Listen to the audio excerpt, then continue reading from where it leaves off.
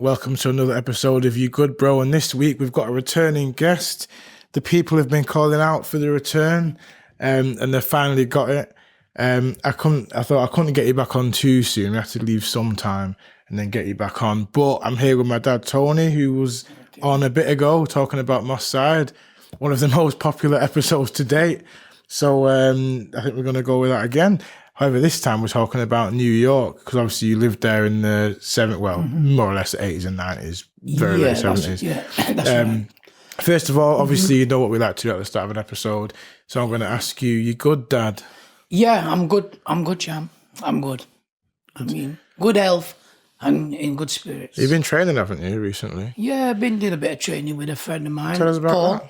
that. It's been going well. We've trained for almost 3 months now. We're doing some core exercises, and it's been going really well. So You feeling better? good. Feeling healthier? Yeah, I'm feeling better for it. Yeah, at my age now, I need to be doing this. I need to be doing stretching and strengthening.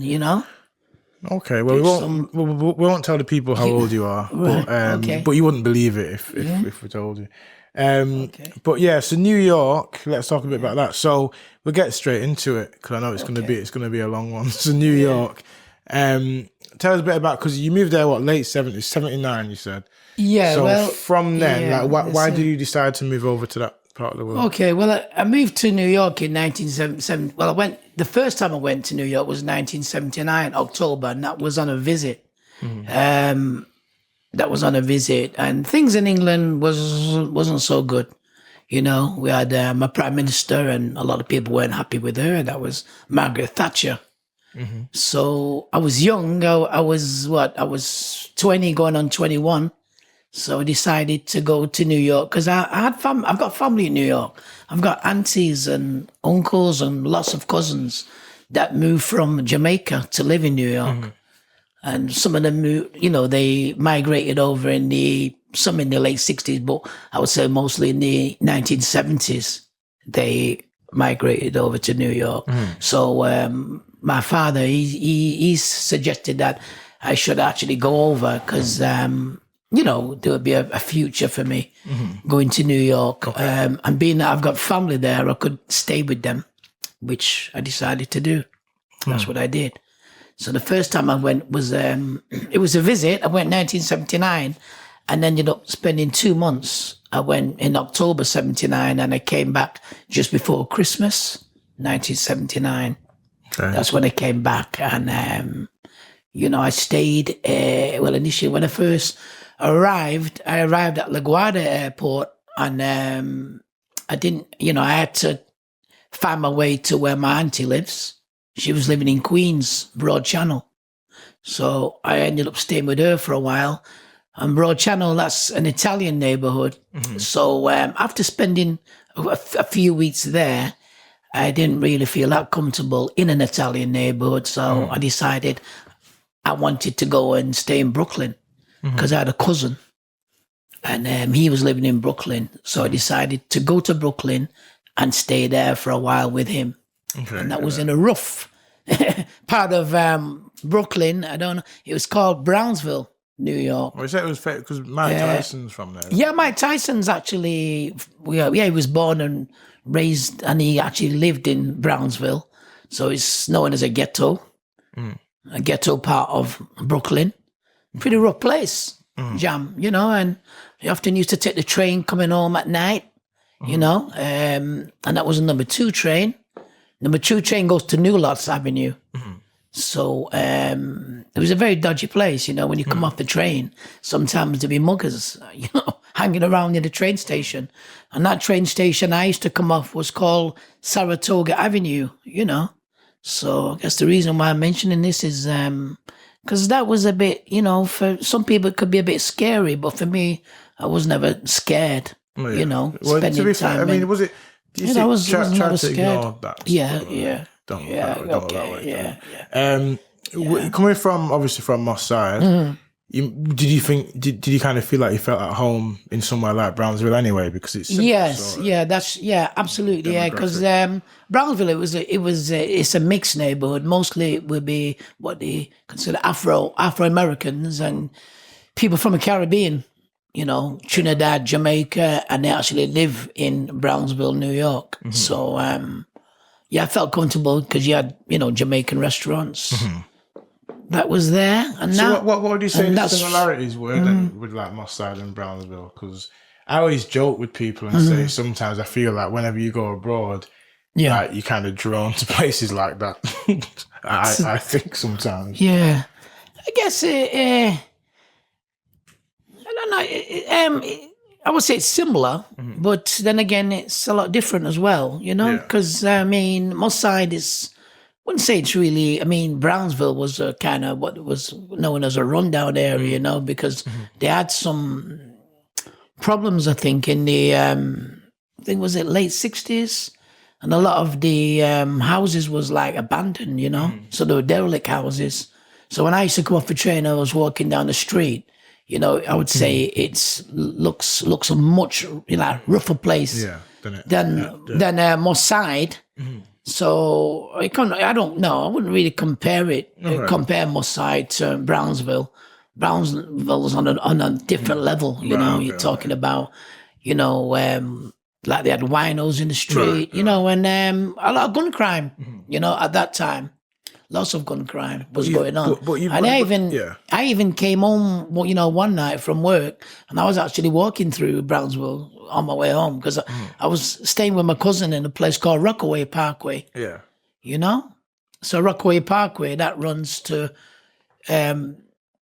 Church Avenue. Okay. There's a hospital called Brookdale, so that's the area there, But Brownsville is it's. And I was coming on one night actually, and there was two young lads, and they look about 14, and I'm coming off a train, walking down one of the streets in Brownsville, and these two little 14-year-olds, one of them says, "Hey, he's got a gun," and me, would you believe it? I turned around and said, "I ain't scared of no gun." And one of them actually says, "You will be scared of it. If we show you that shit, you'll be scared of it." So he went to try to, like he was about to try and get the gun from his friend. Yeah. And his friend was pulling away from him, pulling away from him, and that wasn't good enough for me. Obviously, Well, but I wasn't scared. I wasn't scared. I just I wasn't scared. We'll come on to guns and getting shot later. That's another story for in a bit. Right. But in terms of that and kind of moving around Brownsville, like you felt comfortable though, despite all this going on around you, you still felt comfortable. Yeah, I felt comfortable because I knew immediately that I would fit in because in Brownsville, you'd have a small minority of Puerto Ricans that live there, but not so many at all. So me being in Brownsville, I would say people from the onset see me, they would think that I'm Puerto Rican. Right. Okay. So I fitted right into Brownsville, People thought you were Puerto Rican. Yeah, because I actually remember one time when I used to go off a train. Well, a few times I come off a train, and there was two Puerto Ricans, and they were alcoholics, and they used to sit right by where the train station was outside. And when I used to come off a train, they'd be speaking Spanish to me. So there you go. So anybody that's in Brownsville, you either black, Puerto Rican, but Puerto Rican, Yeah. Considered, so it kind of helped you. Part black, innit? Puerto Ricans, exactly. African. So that helped you out essentially. Yes, it did. I fit right in. Yeah. And I looked like a Puerto Rican. I had black hair, and even though my eyes were, it's colored, light. You've got a lot of Puerto Ricans that have light eyes as well. So I used to get that a lot. What sort of things do you do? Because I actually said to someone earlier, I said, I'm doing this tonight. So, and they said, what did you do in New York? So tell us a bit about like the kind of, because you did like a few odd jobs and stuff, didn't you? Like, what kind of work were you doing when you were in New York? Well, when I first arrived there, a cousin of mine, he got me, my first job. And in them days, you could make up a social security number and use that and get work, So that's what I did. I would say use his number. You didn't need no photo ID. You just needed a social security number, and you just give them the social security number, and that was a way of getting paid. So that's what I did. So the first job I started, I didn't have to give the social security number in. Yeah. And, when I first started working, they would say, bring it in, next week or whatever. So going back to the first time that I arrived there, well, actually the second time, not 1979 now, because I spent 2 months. So I went back in 1980, July 1980. I went back to New York. And that was when I needed to work because I wanted to actually stay in New York. So my cousin of mine was working in a restaurant. And he got me. In those days, you had agencies that you could go to as well and pay. Yeah. So I went to an agency and I got a job, and it was in a part of Brooklyn. I think it was down in Sheepshead Bay or something. Again, that might be an Italian neighborhood. So I got a job in a diner place, Jam. That's they do breakfasts. Yeah. And I was a waiter, and I had to take orders, for.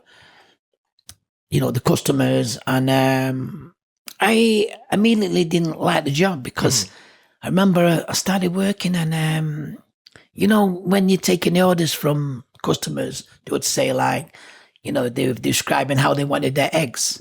So they would say, I'll take the orders, and they would say, I want my egg overlight and sunny side down, and all of this, carry on. And to me, it was, I just thought, because I made a few mistakes, when I was taking the orders with this sunny side down and sunny side up and overlight and this and that, and, I just thought, oh, this is not for me, So I didn't go back, after a few days, I didn't go back. And then my cousin was working in Manhattan, and he asked one of the manager there if he could give me some work. So they said yes. So they gave me a job as a busboy. Now, busboy means you clear the tables. So you have to, when the customers are finished eating, you clear the tables and stuff like that. And that was okay because, you made tips. So I did that I did that for a few years, I actually did that from about 1980 to 83. I worked in Manhattan, and that was just right where 34th Street was, between 34th Street and 33rd Street, 2nd Avenue. That was. It's not too far from the Empire State Building. Is it true that, obviously, with with your English accent, they want, as soon as you go in for a job like a waiter or anything like that, they love it, don't they? They love it. That's true. Because I remember in the early 90s, I got a job because of that. Because when I put down the where I was from, the owner rang me immediately, and he rang me. And when he rang me and told me, come down and, a short little interview, I went down and I got the job. And then he told me how I got the job.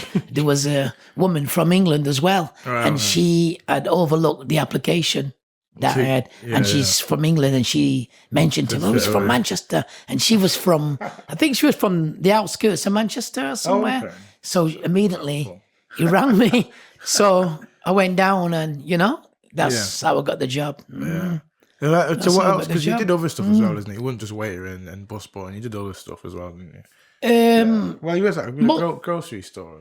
You've done bits and bobs, it was mostly restaurant work, because after that job, I did many, many jobs, like worked in a vegetarian restaurant that was called Salad Bowl. I worked for them from like 1984 till pretty much the late 80s. And then I was helping them, like when the food arrives, you bring in the food, and when deliveries come, you help to, put deliveries, put stuff in the fridge and stuff like that. So, and what was New York like back then? Because I imagine it's different from New York now.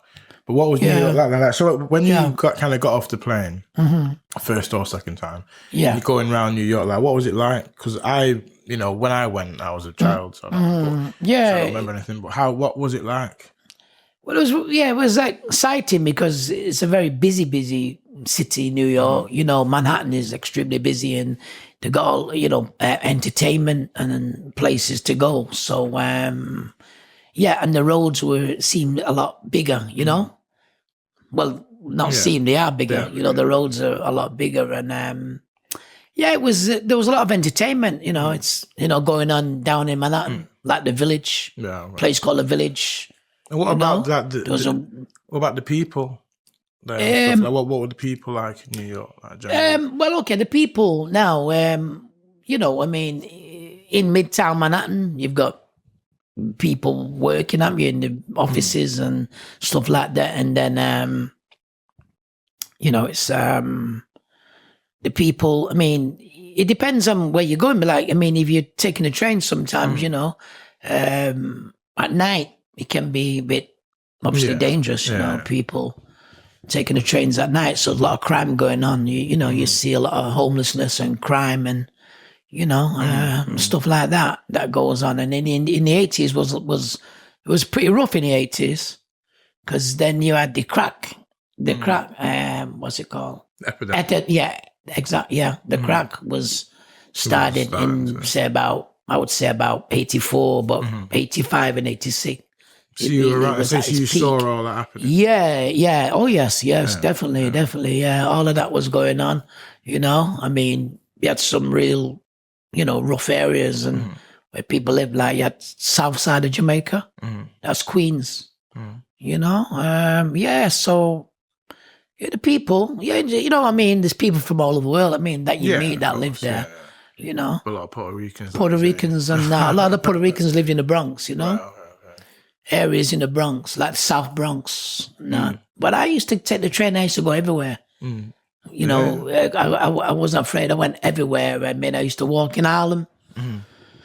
You know, even at night, late at night, if I was passing, you know, if I was taking a train, I'd probably go to Harlem and, you know, walk around. And then I went, I had a Puerto Rican friend actually that I worked with at a restaurant, and we used to go and play pool on 14th Street, you know.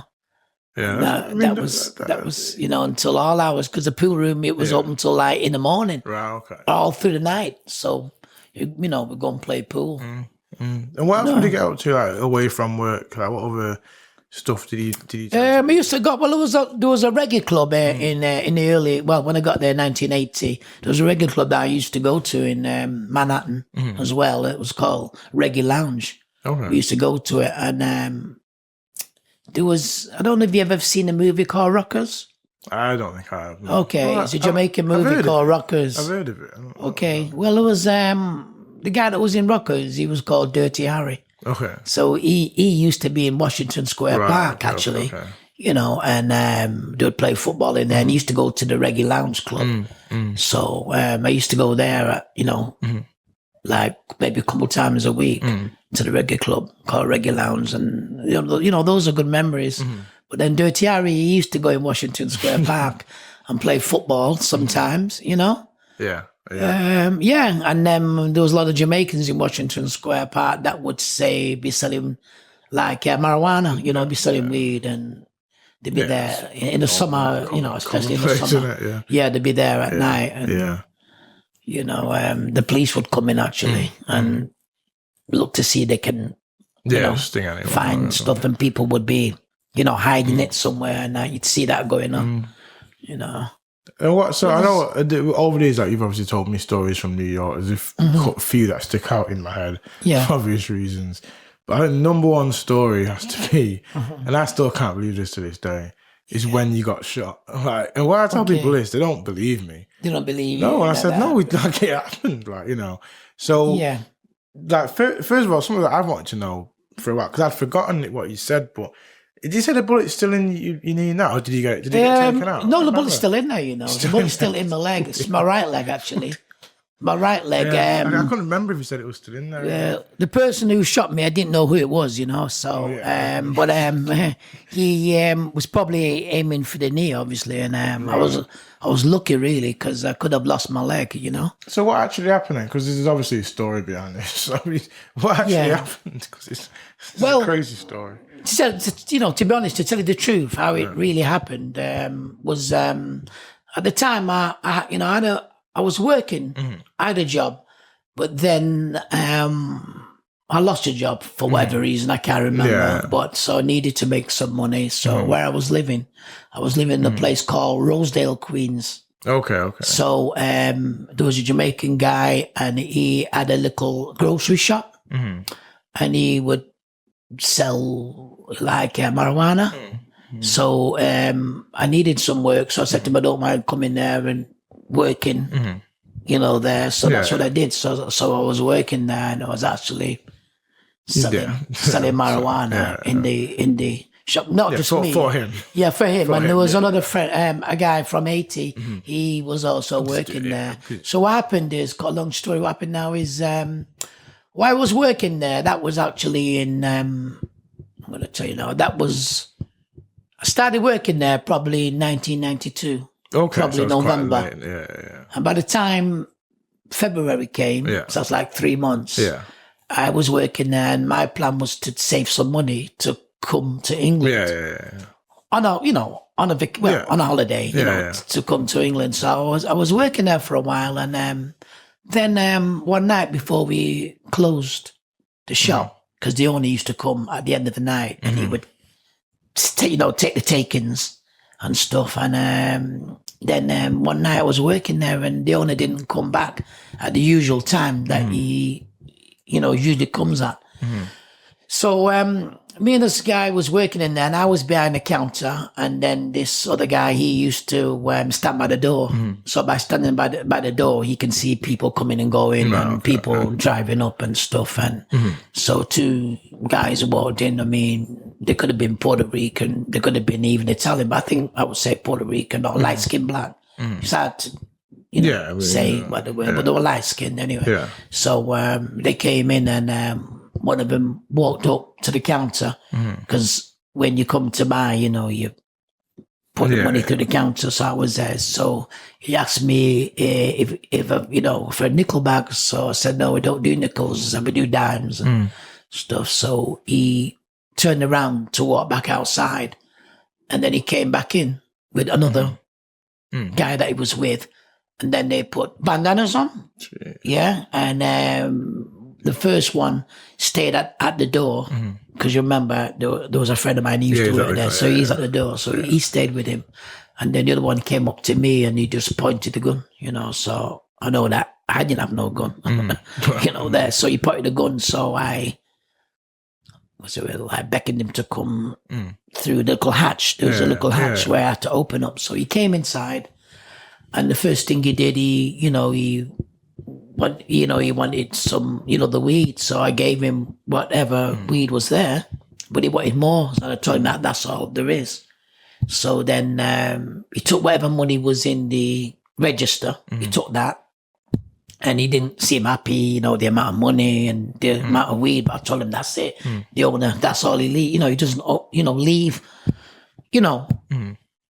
Like that's the amount they leave. So anyhow, at that point, he actually says to me, he says, you man, get on your knees. So I said, I ain't getting, I wasn't going to get on my knees.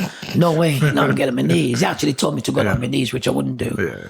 So then I, thinking in my head now, I want him to go in it. So I'm thinking, what can I, So I actually remembered that every time we made, say, $100 US, we would put it on top of the shelf, and we put like a soapbox over it or something. So I remember that obviously there was money up there. So I told him there was money up there.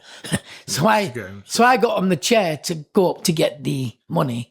And at that point, to tell you the truth, that's when a little bit of fear started to creep in, because they were in there a while already. And the longer this thing goes on, the more you're thinking any minute he could just kill you, So, I started entering my mind a little bit. So I think I was a bit nervous. So he told me to get down off a chair, and he went up, and he took whatever money was up there, came back down, took some cigars. Cigars were there because they call them Phillies, the cigars.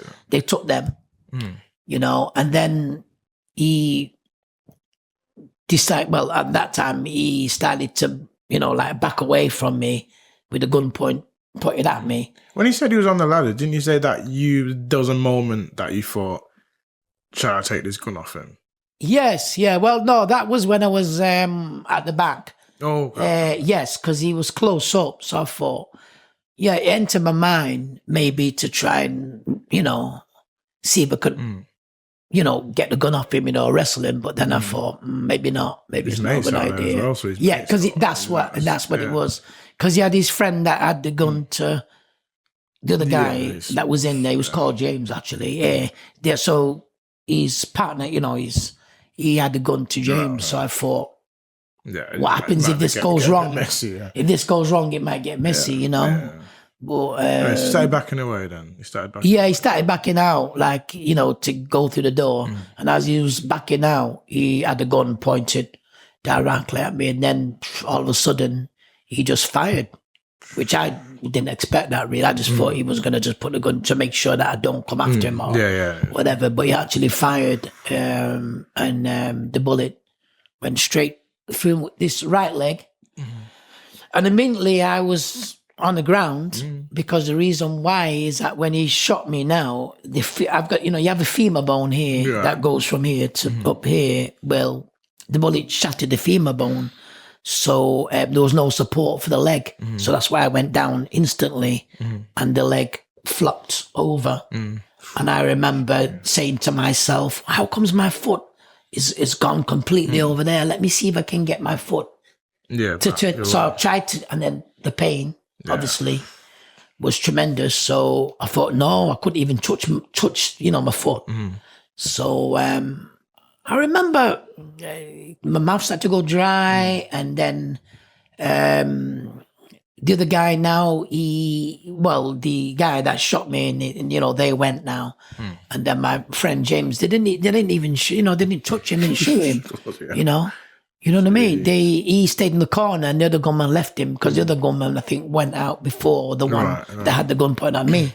So, so then he went to call an ambulance. He went to call an ambulance, and then I was on the floor, and actually somebody came back. Now, I don't know if it was a gunman, but somebody came back, actually, when I was on the floor, and came in and said, looked at me when I was on the floor and says, I know who did it, I know who did it. And I remember when he said that to me, I went, it's all right, it's okay. Just basically, because obviously he was, I guess he was going to see if I was going to say who or what. I don't, but that's what he said to me. He said to me, he know who did it. And I just looked at him and kind of I wasn't, there was no comment. So then he kind of smiled a bit, grinned, and then he left. So when he left now, then I started to drift a little bit, probably losing consciousness. And I remember looking up and seeing the light in the ceiling, that was moving around a little bit. And I felt more, it's a feeling like, probably because I was losing consciousness, there's a feeling like you just feel at peace, actually, I just felt like I was drifting anyway, like you're about to sleep, go to sleep, when you're about to enter a nice sleep. But anyway, then the owner arrived then, actually. The owner came and he was like, wow, what's going on, and, what I'm doing here? Oh my God, he said. And then he went back outside or something, and the ambulance came and they took me to the hospital, which I think it was called Mary Immaculate. That was the name of the hospital. It's in Queens. It's not there now. It's actually closed down now because I Googled to see. It's a Catholic hospital, so they took me there. And what was that like then? Because obviously you're in hospital in the US.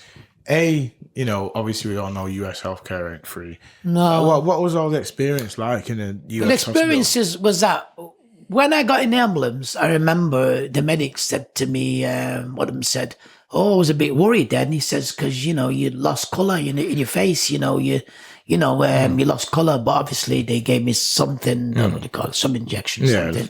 So, and then at that point, I still thought I'm going to lose my leg, because the leg, as I said, it felt like, like a doll when you touch a doll's leg. It was, so I didn't know. I mean, I just felt like I could lose this leg, but so when I got to the hospital now, they x-rayed it and stuff straight away. And then the doctor come back and he looked at me. I'll never forget this. He kind of looked at me and he says, we're going to have to put a pin in it.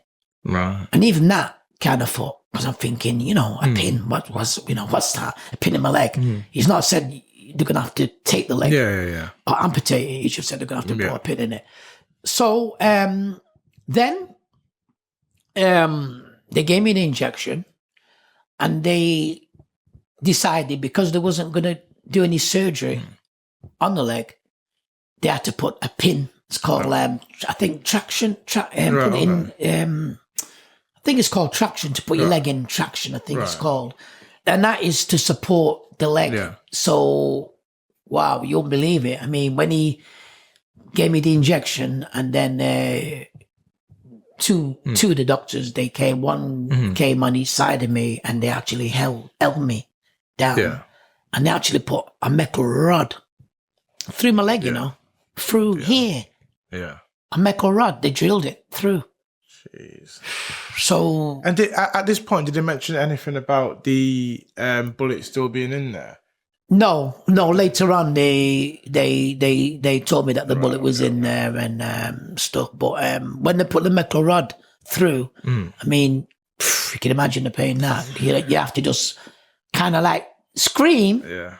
But once they drill it and it goes in, then you don't feel the pain. But when it's actually going through your leg, even though I had the injection, it didn't make no difference. It was very painful, that. But it was a quick thing, just a drill, and then straight in and that's because they wasn't going to give me surgery, so they knew that they were going to put my leg in traction, which means when you're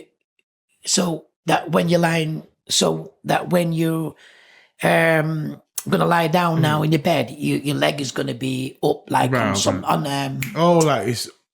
know what you mean. Yeah, it's almost like suspended. That's right. That's what they did. So, and how long were you in the hospital for then? Because that's pretty. I was in the hospital, 10 days, and that is all because they didn't give me the surgery So, I had to be on morphine for 5 days. Jeez. From the moment I went in, for the first 5 days, I was on morphine. Yeah, and they give you morphine maybe every 3 hours, every 4 hours. They give you morphine, and that went on for about 5 days, and then finally I got the surgery for it. Right, and then you could go. Was it like in the ward, and that was any interesting characters around you or anything, or? Yeah, there was, because the ward that was on, there was this black American guy. I think he must have served in the army or the World War. Well, probably not World War II, but he was in the army anyway. So he was beside me, and he said they actually brought him in because he was in a car accident. Oh, okay. So he was in a car accident and his jaw was broken. And he used to get up, for the pain. He used to get up and just walk up and down to deal with the pain. And I remember him telling me that the morphine's no good.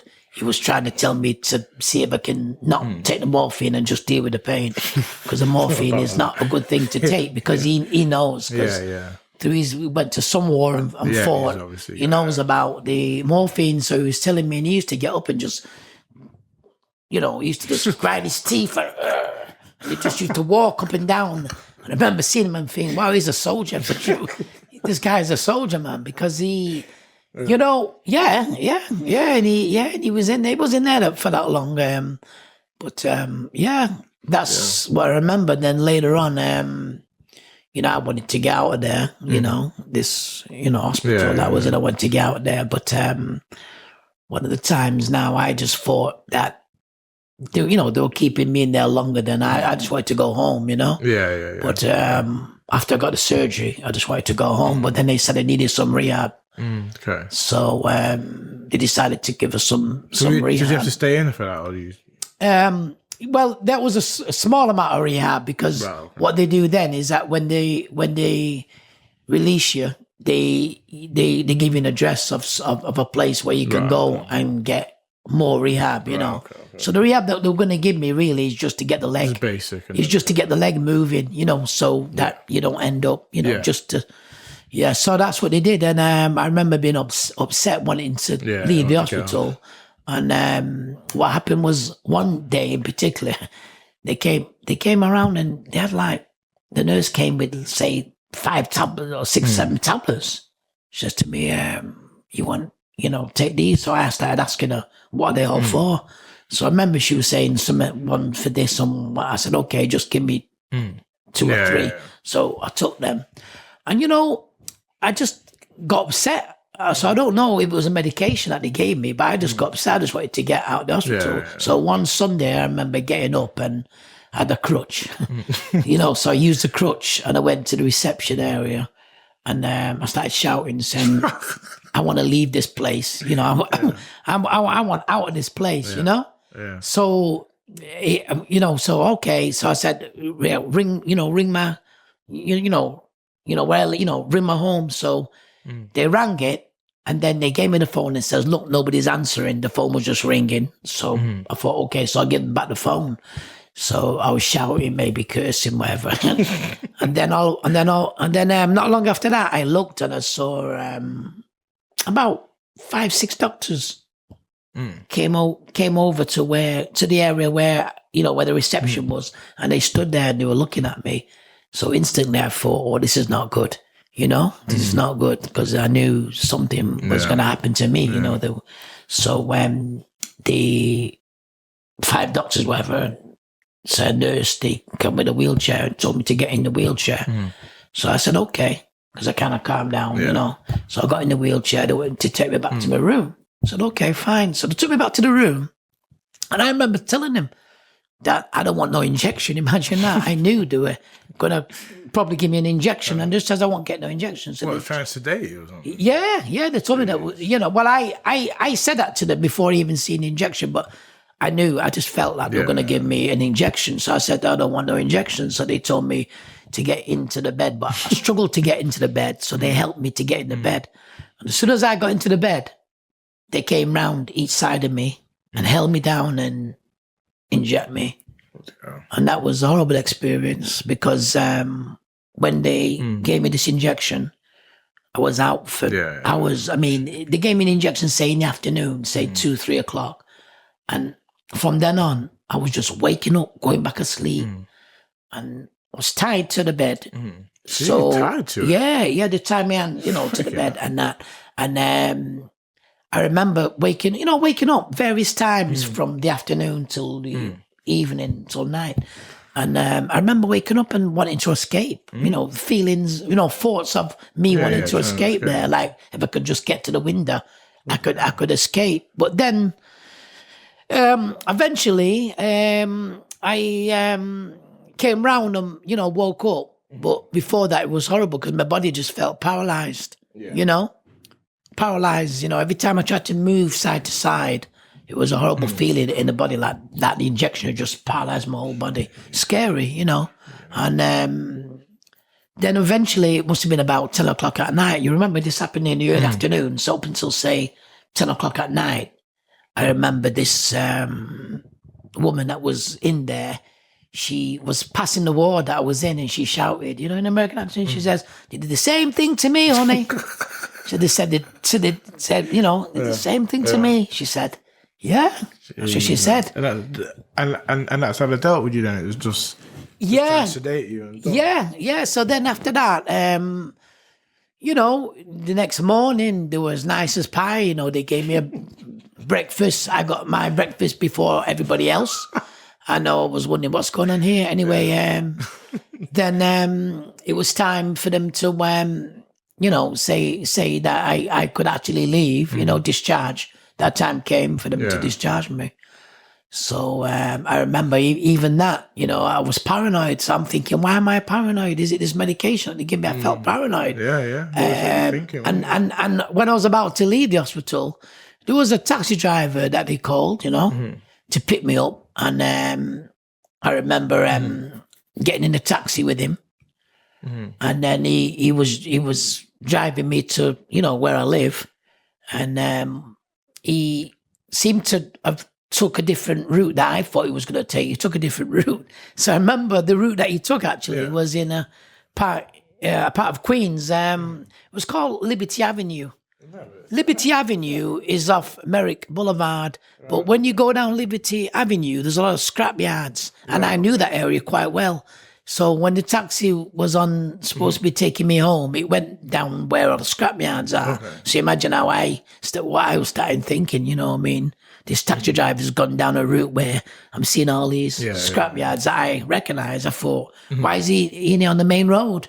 So eventually he did go on the main road and I started to notice that he is actually taking me home, you know. Wow, Bit scary, John, you know. Because, you know, New York, you know, I wouldn't put past anything could, you know, happen to you there, you know. Well, what is that? I mean, that's a mad story. I still can't get over that to this day, to be honest. And the fact the bullet's still in your knee now. Was that a decision made? Because did it make it was it easy for them to at least leave it in, or what? Well, they said that it's not poisonous or anything. It's not a problem. So, and then I've ended up leaving the pin in. Yeah. Because when I came back to England, I went to Whittington Hospital for the physio. And then when it was time when the physio was over, they said they wouldn't take the pin out till maybe the following year. But then when the appointment came and I went down to see them, they were telling me the disadvantages and the advantages of whether take it out and stuff. So I decided just to leave it in. Because they said if they take it out, it would be a bit of a setback, really, because then I would lose muscle, so I'd have to build up that leg again. You know, I would lose a lot of muscle and time as well. Where they said if the pin stays in, it would be obviously support. Yeah, you know, the leg. So the leg would, you know, be strong because of the pinning. So well, you know, that's one very mad story. So I feel this is definitely a two-parter. So we'll leave part one there because that is you leave part one there, but then we'll come back. I think next week we'll do part two. We'll do a part two. Next week, definitely wonderful, next week. So, great. I mean, I know that people are happy to have you back, as you can tell. Like, people keep asking me when you're coming back on. So I think people will be glad to see this. So well, I'll be quite glad to share, you know, more experiences of living in New York and you know, some good stories. I can there's share. plenty more, isn't there? So next week, we'll plenty of stories from the time I was there, from 1980 to 93. Many things happened there. Stories. Well, we'll get into that next week. But thanks everyone for listening this week. Well, John Dane's not on, so you've got to do his bit where he says peace at the end. So I'll tee it up. So that does it when I say so. Guys, thanks for listening and watching, and we'll see you again next week. Peace.